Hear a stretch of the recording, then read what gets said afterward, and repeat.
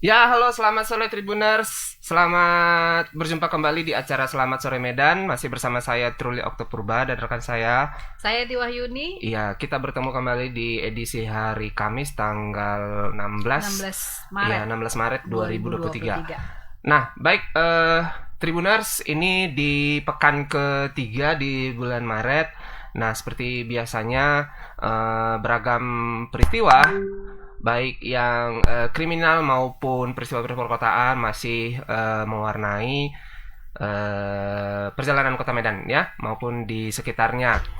Nah, untuk hari ini Ya, kita sudah siapkan ada tiga berita yang disiapkan. Iya, ada dan video masih, dan iya. tentu saja ada keterangan juga dari reporter betul, kita dan yang masih ada di lagi-lagi lapangan. masih didominasi oleh peristiwa ini ya, Peristiwa dan kriminalitas. Baik, yang pertama Ya. adalah kita langsung saja ya, Kak, ini seputar penyelundupan narkotika ya. Beredar sebuah rekaman video yang memperlihatkan pengungkapan 2 karung diduga berisikan narkoba jenis sabu-sabu. Dari rekaman video yang dilihat oleh Tribun Medan, sejumlah karung diturunkan oleh petugas dari dalam mobil Innova berplat BL warna hitam. Nah, kemudian petugas yang mengenakan pakaian preman ini mengangkut karung-karung tersebut dan membawakannya ke dalam mobil berwarna perak. Di lokasi juga terlihat sejumlah warga yang menyaksikan pengungkapan. Nah, informasi yang diperoleh, pengungkapan ini berlangsung di Serena Anggrek Hotel di Jalan Gatot Subroto, Medan pada hari Rabu tanggal 15 Maret pagi. Nah, sementara itu, Kabid Pemberantasan BNN Provinsi Sumut, Kombes Sempanas Tepu, ketika dikonfirmasi mengatakan bahwa bukan pihaknya yang melakukan pengungkapan tersebut. Diduga pengungkapan terhadap barang bukti tersebut dilakukan oleh Polda Sumut. Namun saat ini Tribun Medan masih berupaya mengkonfirmasi pihak kepolisian. Nah, seperti apa videonya? Mari kita saksikan bersama-sama. Itu orang itu yang Ya, apa Pak?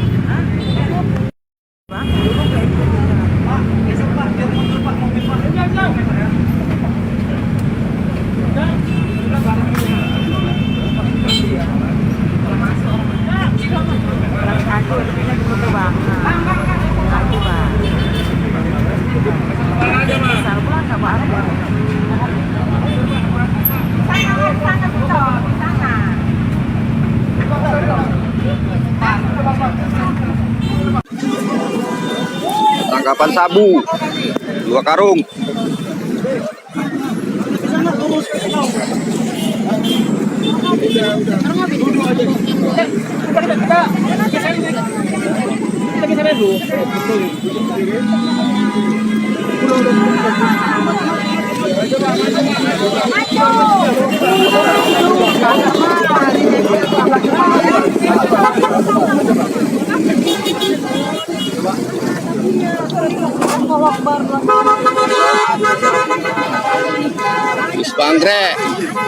Banggrek ketangkapan sabu ini mobilnya tuh. Kijang. Ya, Itu tadi Iya, video yang memperlihatkan bagaimana proses polisi yang mengevakuasi atau menurunkan ya. 2 karung yang diduga sabu. Ya. Dan Tribuners, Nah, saat ini kita sudah terhubung dengan reporter kita yang ada di lapangan. Dengan siapa, Truli? Ya, dengan Alfiansa. Selamat sore Alfiansa. Ya, halo, selamat sore, Bang Truli dan Iya. juga Eti. Baik, Alfiansa, ini bagaimana ini? Apakah sudah pasti kalau ini memang narkoba ya? Soalnya dari tadi kita lihat itu masih karung-karung aja. Nanti siapa tahu isinya bukan narkoba. Ya, memang terkait video yang beredar ini yang kita dapat dari warga itu, saat ini kita masih berupaya mengkonfirmasi Bang ke pihak Polda Bang. Sampai hari ini belum ada jawaban dari pihak Polda bagaimana kronologis dari pengungkapan tersebut. Apakah memang 2 goni itu berisikan narkotika atau tidak? Tadi kita sudah sempat mengkonfirmasi pihak BNN karena informasi awalnya itu penangkapan tersebut dilakukan oleh BNN. Namun ketika kita konfirmasi, pihak BNN itu tidak mengatakan tidak ada melakukan penangkapan ataupun pengungkapan narkoba di kawasan sana. Ya, video ini memang kita dapat itu dari warga dan sempat beredar di grup WhatsApp, Bang.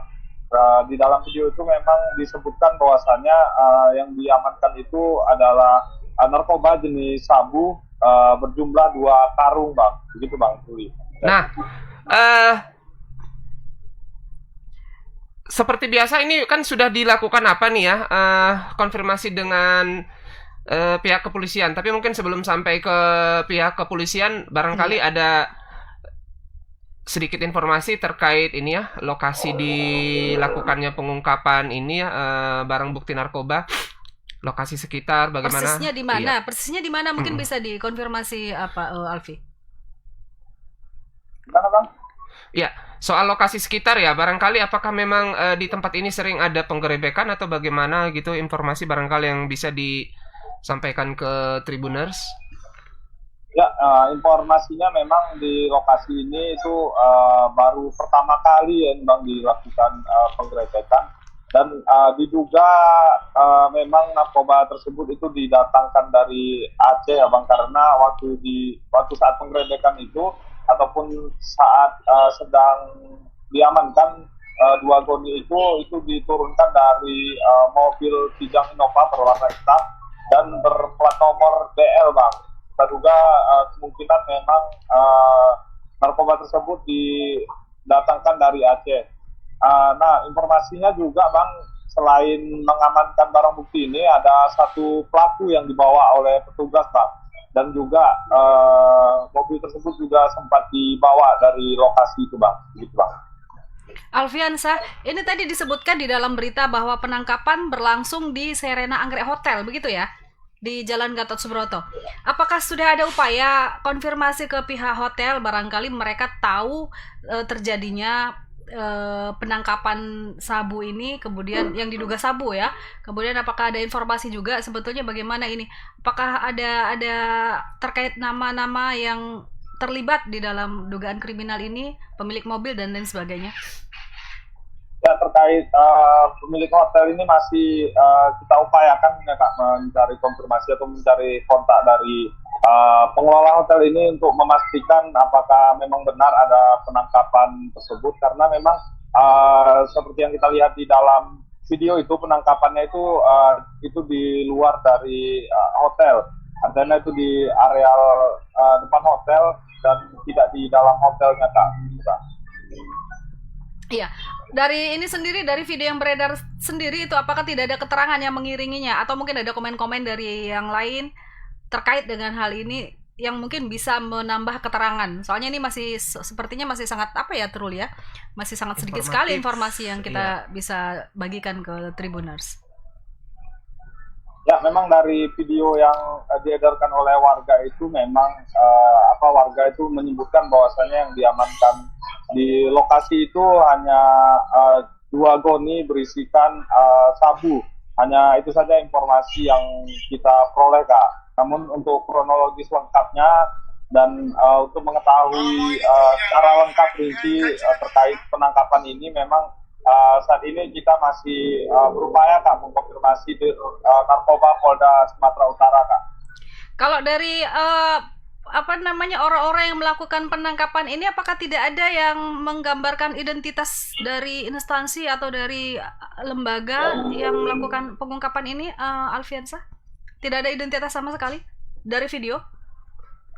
Ya, dari dalam video memang tidak tampak ya, Kak, identitas dari para yang kita duga petugas ini, karena mereka juga tidak memakai seragam dan juga tidak tampak adanya membawa senjata. Karena informasi di awal itu, Kak, memang menurut keterangan warga itu BNN yang melakukan penangkapan, Kak. Namun setelah kita konfirmasi ke BNN, mereka mengatakan tidak ada melakukan penangkapan di kawasan itu, Kak. Makanya kita duga itu ditangkap oleh pihak Polda, Kak. Makanya sampai saat ini kita masih berupaya melakukan konfirmasi, Kak, ke pihak Polda, Kak. Oke lah, berarti masih kita tunggulah ini ya, Alfiansah ya, informasi jelasnya ini tentang kemungkinannya bagaimana, seperti apa ya, Trul ya. Betul. Tapi kalau betul ini sabu ya, seperti dugaan masyarakat, ini kan statement dari masyarakat bahwa itu adalah sabu. Sepertinya sekarang intensitas peredaran narkoba semakin berkualitas atau semakin meningkat ya. Jumlah itu kan tentu jumlah yang tidak sedikit ya, dengan karung itu sangat banyak jumlahnya dan nilai uangnya juga tentu sangat Tidak besar sedikit. gitu. Iya. Jadi bagaimana pihak kepolisian dan instansi terkait untuk mengantisipasi peredaran ini, mengingat ya baru-baru ini juga ada penangkapan di Iya. apa namanya Kapolda Sumatera Barat ya, yang terlibat dalam penjualan barang bukti Barang bukti sabu. Nah, ini sabu, luar ya. biasa gitu kan. Makanya agak susah untuk meredam peredaran sabu ini karena orang-orang yang diharapkan bisa menghapuskan peredaran justru terlibat. Kira-kira dari pihak Polda sendiri, Alfiansah dan BNN barangkali selama inilah ya, lepas dari kasus ini, bagaimana upaya-upaya yang dilakukan? Ya, upaya-upaya yang kita ketahui selama ini memang pihak Polda itu terus melakukan pengungkapan ataupun penangkapan tentang peredaran narkoba ini. Seperti yang baru-baru kemarin juga dari pihak Polda itu sempat menangkap ataupun mengamankan sekitar 20 kilogram sabu yang dibawa di atas kapal di kawasan Tanjung Balai. Dan kemudian kemarin juga Polrestabes Medan juga ada menangkap terduga pelaku narkoba itu yang membawa sekitar 68 kg sabu di kawasan Kisaran. Artinya polisi sampai saat ini masih terus melakukan upaya pengungkapan terkait peredaran narkoba, termasuk BNN juga, Kak. Iya. Ya, baiklah Alfiansah, kita berharap betul ini ya. Betul, iya. Narkoba bisa diselesaikan lah, karena banyak juga eksesnya ya. Iya. Terhadap kriminalitas juga tinggi. Baik Alfiansah, terima kasih untuk laporannya. Ditunggu laporan-laporan selanjutnya. Selamat bertugas kembali dan Iya. selamat sore. Baik, Oke, Tribuners dan kita lanjut berita kedua kita ya. akan lanjut ke berita kedua. Kalau tadi tentang kriminalitas terkait dengan narkoba, kali ini dari pemerintah Kota Medan. Medan, Ini sedep nih ceritanya. Ini tentang, bisa dikatakan perseteruan ya terlihat antara wali kota dan ketua DPRD Medan. Dan Tribuners, mesti wali kota Medan Bobi Nasution menyebut ketua DPRD suka memberi titipan kepada organisasi perangkat daerah atau OPD pemerintah kota Medan. Kedua belah pihak tampak masih berhubungan baik. Ya, bagus sekali. Hal tersebut diketahui Tribun Medan saat Bobi Nasution beserta Hashim menghadiri kegiatan Musyawarah Perencanaan Pembangunan atau Musrenbang RKPD Kota Medan tahun 2024. Meski Hashim terlihat terlambat tiba di dalam ruangan, ia tetap bersalaman dengan Wali Kota Bobi Nasution maupun Wakil Wali Kota Medan Aulia Rahman. Kemudian pada saat sambutan, Hashim pun menyapa Wali Kota Medan, di mana sapaan tersebut disambut dengan senyuman oleh Bobi Nasution. Bahkan saat Hashim memberikan pantun dalam pembukaan sambutan Musrenbang, Bobi pun menyambut dengan senyuman dan tepuk tangan. Dalam sambutan tersebut, Hashim terlihat hanya membahas hasil Musrenbang yang telah dilakukan sejak tanggal 14 sampai tanggal 16 Maret 2023. Usai sambutan, Hashim kembali bersalaman dengan Wali Kota Medan Bobi Nasution. Hingga saat ini, kegiatan masih berlangsung, di mana baik Hashim, Aulia Rahman maupun Bobi Nasution masih di ruangan Musrenbang. Untuk diketahui, Wali Kota Medan Bobi Nasution menyebut Ketua DPRD sukat memberi titipan kepada OPD pemerintah Kota Medan. Dijelaskan Bobi bahwa titipan tersebut berupa bantuan dana kelurahan yang seharusnya diberikan kepada masyarakat, malah diberi kepada orang yang namanya dititip dari Ketua DPRD. Diduga sindiran tersebut dikatakan Bobi Nasution kepada Ketua DPRD Medan, di mana sebelumnya Hashim menyoroti lampu jalan yang dinilai lambat dalam penyelesaiannya. Ya, itu tadi laporannya. Kita lihat videonya seperti apa, mari kita saksikan. Untuk pembangunan Kota Medan 2020.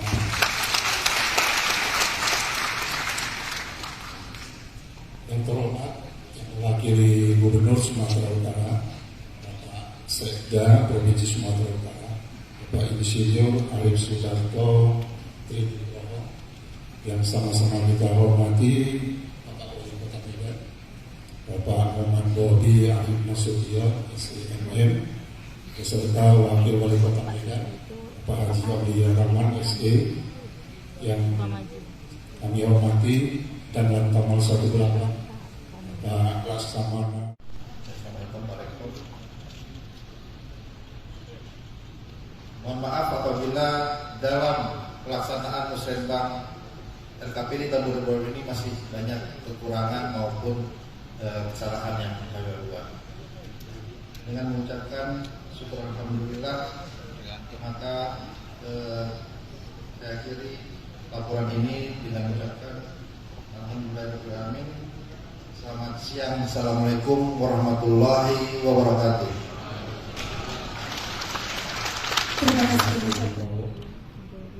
Kemudian yang para pimpinan segenap anggota DPRD Kota Medan yang hadir, ada Wakil Ketua Bapak MH, Bapak Robi Barus, Bapak Renvil, Pandapotan Nabi. Ya itu tadi ya, musrenbang ya, RKPD tahun 2024, di mana dihadiri oleh Ketua DPRD Medan dan Wali Kota Bobi Nasution, yang diperkirakan mereka sedang sindir-sindiran. Tapi lebih jelasnya ya Trul ya, Tribuners juga pasti pengen tahu seperti apa jelasnya. Kita sudah terhubung dengan reporter di lapangan dengan Anissa. Halo Anissa, selamat sore. Halo Bang Truli dan Kak Etik, selamat sore. Gimana Anissa tadi suasananya? Apakah saat ini rapat masih berlangsung Anissa? Baik, rapat tadi udah selesai sekitar 20 menit yang lalu. Dan memang betul Kak, sejauh ini antara Wali Kota Medan dan Ketua DPRD diduga sedang tidak baik, karena awal mulanya sindir-sindiran ini terjadi dikarenakan Ketua DPRD Medan Hasim itu menyindir proyek lampu jalan yang diadakan oleh Pemko Medan, di mana di situ Hasim menginginkan pihak keuangan untuk memeriksa proyek tersebut. Nah, dari situ timbullah sindir-sindiran dari Wali Kota Medan, namun Wali Kota Medan ini menyindir bukan secara langsung tetapi melalui akun Instagramnya, yaitu Bobi Nasution di Instagram. Nah, kemudian pada saat kita konfirmasi tadi juga Pak Hasim menyatakan bahwa sindiran tersebut bukanlah ditujukan, dia tidak menyatakan bahwa itu ditujukan kepadanya. Kemudian Hasim juga menyatakan bahwa ini merupakan hal positif dan dianggap harus positif saja, jangan dianggap negatifnya, seperti itu Kak. Jadi sejauh ini juga kita masih berupaya konfirmasi ke Bobi Nasution, namun pada saat kita konfirmasi tadi pihak Bobi belum enggan berkomentar Kak, seperti itu. Iya, kalau hubungan antara Bobi dengan anggota DPRD yang lain bagaimana Nisa selama ini? Memang kan sejumlah proyek memang jadi sorotan ya, sejumlah proyek Pemko itu jadi sorotan. Terutama sejauh ini hubungan Wali Kota Medan dengan sejumlah DPR juga masih terpantau baik-baik saja. Juga tadi pas saat musrembang itu Wali Kota Medan maupun Hasim juga masih bertegur sapa dan bersalaman, sehingga memang saat ini hanya terjadi sindir-sindiran, karena kalau menurut pengamat yang udah kita coba wawancarai menyatakan bahwa Bobi kurang suka disindir dengan Pak Hasim ini. Nah, tapi sejauh ini hubungan mereka dari pantauan Tribun Medan juga masih cukup baik, Pak. Iya, atau jangan-jangan ini wartawan yang bikin-bikin terus. Nah, iya betul. Tapi sebetulnya secara langsung hubungan mereka baik-baik saja begitu ya. Tapi ada yang agak ini ya, mungkin ya gitu ya. Iya, tapi ini sudah sampai disebut-sebut loh nama Ketua DPRD. Iya. Secara langsung ya. Iya, sejauh ini sebenarnya di dalam akun Instagram Bobi Nasution kemarin dia cuman menyebutkan Ketua DPRD, tapi tidak menyebutkan apakah itu Ketua DPRD Medan atau Ketua DPRD yang mana, seperti itu Pak. Iya, di Medan sendiri kan Ketua DPRD ada satu ya, wakil ketua. Wakil ketua yang ya tetap ada satu ya. Tapi ini masih positif ya, hubungan masih positif ya, belum meruncing seperti yang sebelahnya. Tapi ini memang tidak bagus ya kalau sedikit-sedikit dikritik, karena DPRD itu kan sifatnya memang harus mengkritik ya. Iya. Dia ya DPRD memang dia kalau menjalankan tugas ya memang harus mengkritik gitu. kebijakan-kebijakan karena mereka di pengawasan ya, yang dianggap tidak sesuai dengan, gitu ya. Itu tentu ya sebagai seorang kepala daerah tentu dia berbesar hati dan menjadikan kritik itu sebagai inilah upaya untuk memperbaiki Diri, masalahnya. Mungkin cara mengkritik Truli, kadang-kadang cara mengkritik ini juga menjadi persoalan bagi orang yang dikritik gitu kan. Mungkin ada bahasa yang tidak disukai gitu atau bagaimana. Tapi kalau dari ini Anissa, dari lingkungan lah di luar dari kedua orang yang secara langsung terlibat sindir-sindiran ini, dari anggota DPRD yang lain atau dari UPD bagaimana mereka menanggapi soal ini? Sejauh ini kalau dari beberapa dari ketua fraksi PDIP dia enggan berkomentar Kak, tapi dari ketua fraksi PSI itu mengomentarinya dengan hal-hal yang positif juga, di mana mungkin maksud Pak Wali Kota itu untuk membuat hal-hal DPRD lebih mengawasi dengan baik seperti itu Kak. Iya, di satu sisi menjadi lebih baik, tapi di sisi lain DPRD juga jangan suka nitip-nitip ya Truli ya. Iya. Biarkan pemerintah itu bekerja, ya kan, sesuai dengan prosedur gitu ya, mekanismenya. Ya memang sama-samalah harus menjalankan fungsi dan tugasnya masing-masing ya. Oke, Truli. Siap. Baik Kak. Baik Anissa, terima kasih untuk laporannya. Semoga sindir-sindiran ini tidak memperburuk kinerja ya, tapi memicu masing-masing pihak untuk meningkatkan pelayanan kepada masyarakat lebih baik lagi. Oke, Disa. Oke Kak. Iya, terima Selamat kasih. sore. Selamat sore. Ya, baik. Nah, Tribuners, itu tadi laporan dari ini reporter Tribun Medan terkait dugaan lah ya. Sindir-sindiran. Dugaan sindir-sindiran. Nah, mudah-mudahan ini segera pulih ya dan masing-masing pihak memahami tugasnya dan masing-masingnya Kak ya. Iya, betul. Nah, Oke. baik. Itu sepertinya laporan kedua ya? Iya, Kita laporan masih ada kedua. satu. Iya. Nah, yang terakhir adalah dari kabar duka cita ya. Kabar meninggalnya ibu dari mantan Bupati Langkat Syamsul Arifin dan saat ini dan juga PLT Bupati Langkat Syah Afandin ya.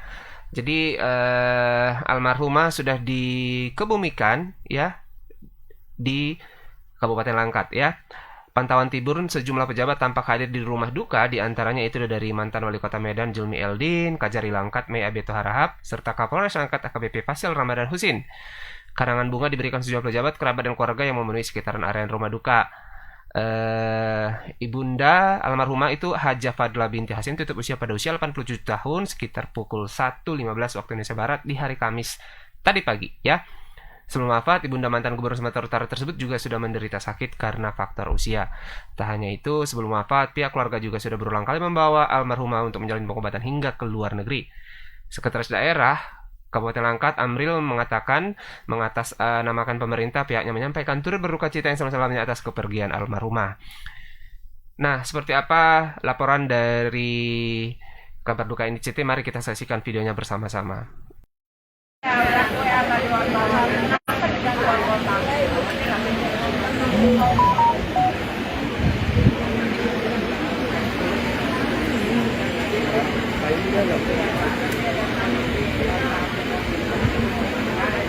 Ya, selamat sore sahabat Tribun Medan, kembali lagi bersama saya reporter Tribun Medan Muhammad Anil.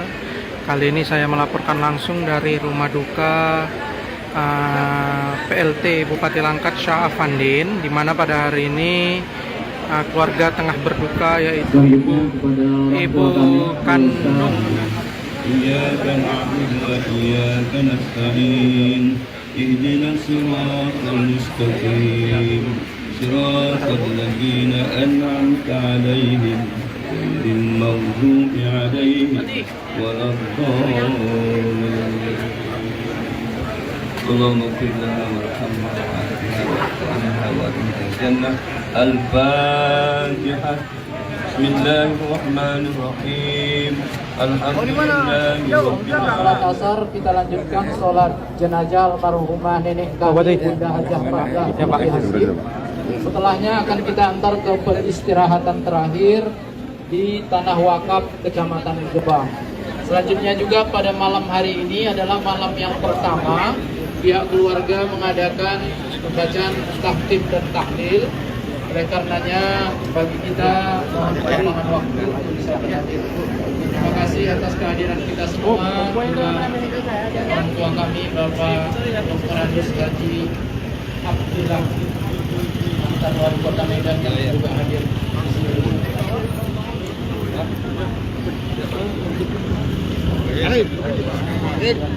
Oke, saya kabarkan lagi, ini adalah proses pengantaran jenazah ke Nah, itu tadi Tribuners laporan dari rumah duka di Kabupaten Langkat, Sumatera Utara. Nah, kita sudah terhubung dengan reporter Tribun Medan, Anil. Selamat sore, Anil. Selamat sore, Bang Truli, Kak Eti. Nah, tadi kita tidak melihat ini ya, mantan Bupati Langkat, Samsul Arifin di lokasi gitu. Barangkali ada yang, iya. Apakah Anda menjumpai? Atau ada mungkin apa yang disampaikan pihak keluarga? Baik, Kak Eti, Bang Truli. Jadi sebelumnya soal keberadaan mantan Gubernur Sumatera Utara itu Samsul Arifin. Jadi kalau di video tadi itu memang sudah tidak terlihat, Bang. Jadi sebelumnya memang tadi itu baru selesai melaksanakan sholat jenazah. Jadi sebenarnya Samsul Arifin sudah tidak berada. Tadi awalnya dia di depan pintu masuk, Bang. Cuman karena sudah selesai dan jenazah hendak mau dimakamkan, jadi beliau tadi sudah duluan mengambil posisi di dalam mobil untuk mengikuti iring-iringan ke tempat pemakaman seperti itu, Bang. Jadi sebelumnya almarhumah Haza Fadlah binti Hasim ini merupakan ibunda dari PLT Bupati Langkat Syah Afandim, yang juga ibunda dari Samsul Arifin, mantan Gubernur Sumatera Utara. Jadi sebelumnya beliau ini wafat pada hari Kamis dini hari tadi sekitar pukul 1:05 seperti itu, Bang. Jadi beliau memang sudah mengalami penyakit karena faktor usia juga, dan sudah berulang kali memang sudah menjalani pengobatan. Namun tepat pada hari ini beliau mengembuskan napas terakhirnya seperti itu, Bang. Dan memang tadi tampak amatan saya di lokasi, sejumlah pejabat tampak hadir seperti mantan Wali Kota Medan itu Zumi Eldin, bahkan ada tadi Kejari Langkat Me Abeto Harahap, Kapolres Langkat ada AKBP Faisal Rahmat Simatupang seperti itu. Dan untuk Pak Zumi Eldin sendiri beliau tidak sempat ikut ya ke pemakaman karena memang tadi baru saja dimakamkan habis asar, karena memang awalnya jadwal dikebumikan itu habis zuhur, namun diundur sehingga dimakamkan tadi baru selesai habis asar di tempat tanah wakaf di Kecamatan Gebang seperti itu, Kak Eti dan Bang Truli. Ya. Ada yang ingin disampaikan itu dari pernyataan pihak keluarga seperti itu? Apakah ada pesan-pesan terakhir gitu? Baik, Bang. Jadi sebelumnya saya informasikan dulu, Ibu almarhumah Haza Fadlah binti Hasim ini meninggalkan itu ada 9 orang anak, di mana salah satu dari 9 orang anak itu Samsul Arifin yang mantan Gubernur Sumatera Utara itu merupakan anak paling tua. Namun untuk PLT Bupati Langkat itu Syah Afandim atau biasa yang kerap disapa Bang Ondim merupakan anak ke-8 seperti itu, Bang. Jadi memang sampai saat ini tadi kita coba mewawancarai Bupati Langkat sendiri atau PLT Bupati Langkat Syah Afandim, memang ia masih belum bisa mengungkapkan, hanya saja tadi mengucapkan terima kasih bahwasanya telah mengikuti dari mulai di rumah pemakaman hingga ke proses pemakaman tadi, Bang, seperti itu, di rumah duka dan proses pemakaman. Dan tadi saya sempat baru saja kembali dari lokasi pemakaman, memang Pak Ondim sendiri itu langsung turun ke liang lahat untuk mengebumikan ibundanya seperti itu. Memang ia tadi tak bisa menahan tangisnya karena setelah tadi dilakukan azan sebelum dikebumikan atau sebelum tanah itu dimasukkan ke dalam liang lahat, dia sempat menangis karena tidak bisa menahan rasa sedihnya seperti itu, Bang Truli dan Kak Eti. Apakah ada statement barangkali, Anil, dari pejabat dan mantan pejabat yang hadir di takziah tadi? Ya, seperti yang tadi memang sudah disampaikan, Pemkab Langkat sendiri itu melalui sekdanya itu Amril mengatakan memang ia mewakili dari ke OPD yang lain yang di Kabupaten Langkat mengucapkan turut berduka cita yang dalam-dalamnya, dan ia tadi sempat bercurhat seperti itu, Kak Eti, karena memang sebelum ia menjabat menjadi seorang sekda, pada tahun 1994 ia merupakan salah satu ajudan bupati yang tadi saya sempat lupa siapa pada saat itu yang menjabat seperti itu Kak. Jadi tadi dia sempat bercerita ia memang sudah cukup dekat dengan keluarganya PLT Bupati Langkat Sa'afandim. Jadi dia memang sudah tak asing gitu ketika datang ke rumah duka seperti itu. Dan dia tadi sempat bercerita bagaimana kebaikan dari keluarga Pak Ondim dan Pak Samsul Arifin seperti itu Kak Yoti dan Bang Truli. Baik, Truli. Iya, sayang sekali kita tadi tidak ada ini ya, tidak ada pernyataan ya iya secara langsung. Tapi ini kabar duka cita ini tentu menjadi kabar duka cita bagi banyak orang ya. Apalagi ini cukup ramai ya, Anil ya. Iya. Para Ya pelayat memang benar Kak. cukup Tadi banyak. cukup sebenarnya tadi ada satu kalau biasanya kita kan kalau umat muslim itu berbondong-bondong orang hendak ingin menyolatkan jenazah seperti itu. Karena tadi berulang kali memang protokoler dari keluarga mengungkapkan bahwasanya sholat jenazah itu tidak hanya dilakukan di rumah saja. Jadi kalau memang ada tetangga atau masyarakat Pangkalan Berandan sendiri yang hendak menyolatkan jenazah itu bisa Sholat mengikuti di masjid raya, karena tadi ada 2 kali sholat jenazah Kak, satu di rumah dan yang kedua itu di masjid raya Pangkalan Berandan. Dan setelah itu tadi memang iring-iringan cukup ramai dan cukup membuat warga di sekitaran lokasi pemakaman cukup ramai melihat proses pemakaman seperti itu, karena mengingat Pak Samsul Arifin yang sudah cukup dikenal oleh masyarakat, khususnya masyarakat Kabupaten Langkat, dan mengingat sekarang adiknya menjabat sebagai PLT Bupati Langkat seperti itu Kak Eti dan Bang Truli. Baik Anil, terima kasih laporannya Truli. Barangkali ada lagi mau disampaikan. Terima kasih untuk laporannya Anil. Baik Kak Eti dan Bang Truli, selamat sore. Iya, selamat sore, selamat bertugas kembali. Ya tadi kabar duka ya menutup program kita pada hari ini. Ada 3 berita yang sudah disampaikan tadi ya Trul ya. Semoga apa yang kita sampaikan ini memberi referensi ya atau menambah informasi dan hal-hal baru bagi Anda Tribuners dan tentu bagi kita berdua. Terima kasih untuk atensinya. Sampai bertemu kembali minggu depan, pekan depan bersama saya Eti Wayuni. Saatnya pamit.